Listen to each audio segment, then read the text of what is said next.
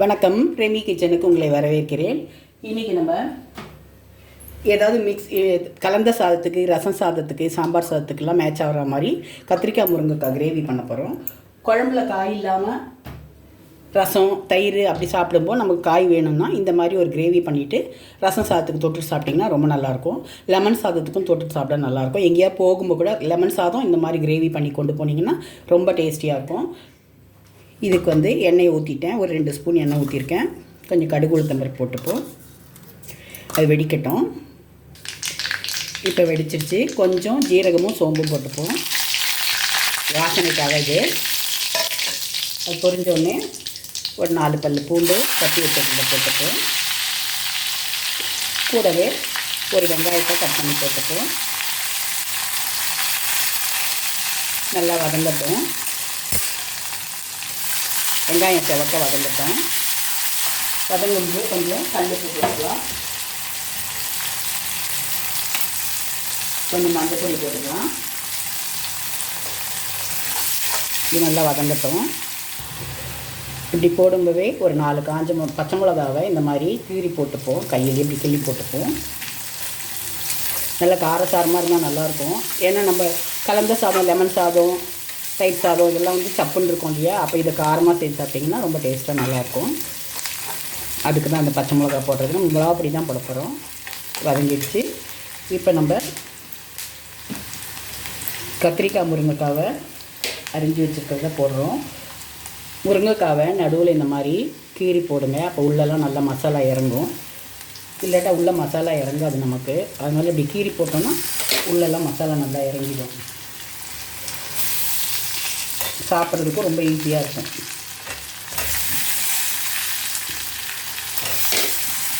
இப்படி முருங்கைக்காவையும் கத்திரிக்காவையும் கட் பண்ணி போட்டுக்குவோம். கத்திரிக்காய் கொஞ்சம் பெருசாக இருந்தால் கூட பரவாயில்ல, பெருசாக கட் பண்ணால் கூட. ஏன்னா முருங்கைக்காய் வேக டைம் எடுக்கும் இல்லையா? அதனால் கத்திரிக்காய் வெந்து வேகிறதுக்கு சரியாக இருக்கும் டைம்.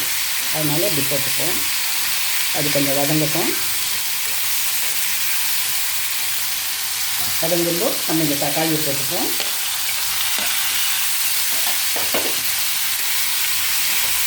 இந்த கிரேவி சாதம் போட்டு பெசைஞ்சு சாப்பிட ரொம்ப நல்லாயிருக்கும். தயிர் சாதத்துக்கு நல்லாயிருக்கும்.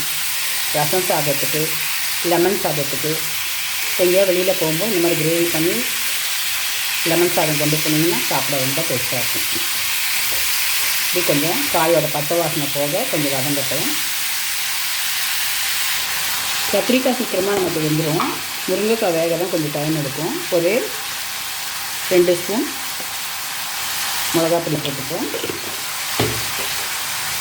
அதையும் பச்சை வாசனை போக வதக்கிப்போம்.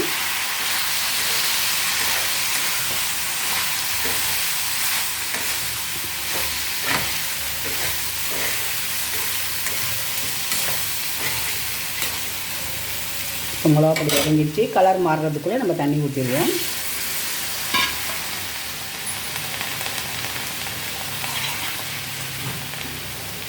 தண்ணி கொஞ்சம் நல்லாவே ஊற்றுங்க. ஏன்னா முருங்கைக்காய் வேகணும் இல்லையா? தண்ணி ஊற்றிட்டு நம்ம மூடி வச்சிடணும். நல்லா வெந்து முருங்கைக்காய் வெந்து சுண்டி கிரேவியாக வரும். அப்போ தான் நம்ம எடுக்கணும். அது வரைக்கும் ஸ்டவ் ஹை ஃப்ளேமில் இருந்தாலே பரவாயில்ல, அடிக்கடி திறந்து பார்த்தா போதும். இப்போ நம்ம இதை மூடி வச்சுருவோம்.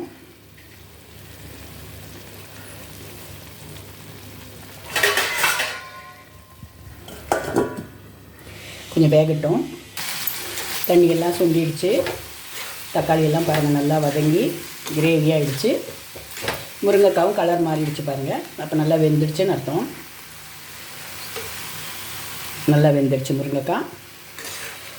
இதே கிரேவியாகவே நம்ம வேணும்னாலும் இறக்கிக்கலாம். இல்லை இன்னும் கொஞ்சம் கூட சுண்டை வச்சு கூட இறக்கிக்கலாம்.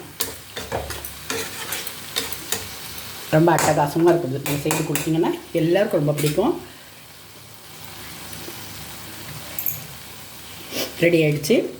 இப்போ நம்ம இறக்கிடலாம். ஸ்டவ் ஆஃப் பண்ணிடலாம். இந்த கிரேவியே போதும். இந்த கிரேவியில் போட்டே சாதம் சாப்பிட்லாம். ரசம் சாதத்துக்கு இந்த கிரேவி வச்சு சாப்பிட்டா ரொம்ப நல்லாயிருக்கும். இப்போ ரெடி ஆகிடுச்சு பாருங்கள். முருங்கைக்காய் கத்திரிக்காய் கிரேவி டேஸ்டியாக ரொம்ப சீக்கிரமாக ரெடி ஆகிடுச்சு. வீட்டில் இருக்க பொருளை வச்சு நம்ம செய்திருக்கோம். வேறு எந்த பொருளும் இல்லை. நீங்கள் இதை உடனே ட்ரை பண்ணி பாருங்கள். இதுக்கு ஸ்டவ் ஆஃப் பண்ணிவிடுவோம். நம்ம மேட்சிங்காக முட்டை கிரேவி வச்சுருக்கோம், லெமன் சாதம் வச்சுருக்கோம், கொஞ்சமாக இந்த முருங்கைக்காய் கத்திரிக்காய் கிரேவி. நல்லா நாட்டு கத்திரிக்காய் இருந்தால் ரொம்ப டேஸ்ட்டாக இருக்கும். இந்த கிரேவி வச்சுட்டு சாப்பிட்டிங்கன்னா அவ்வளோ டேஸ்ட்டாக இருக்கும். எல்லாருக்கும் ரொம்ப பிடிக்கும்.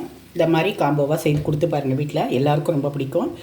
இந்த சொட்டு இந்த முட்டையில் கிரேவியில் தொட்டுட்டு அப்படியே அந்த கத்திரிக்காயையும் வச்சுட்டு சாப்பிட்டிங்கன்னா அவ்வளோ டேஸ்ட்டாக இருக்கும்.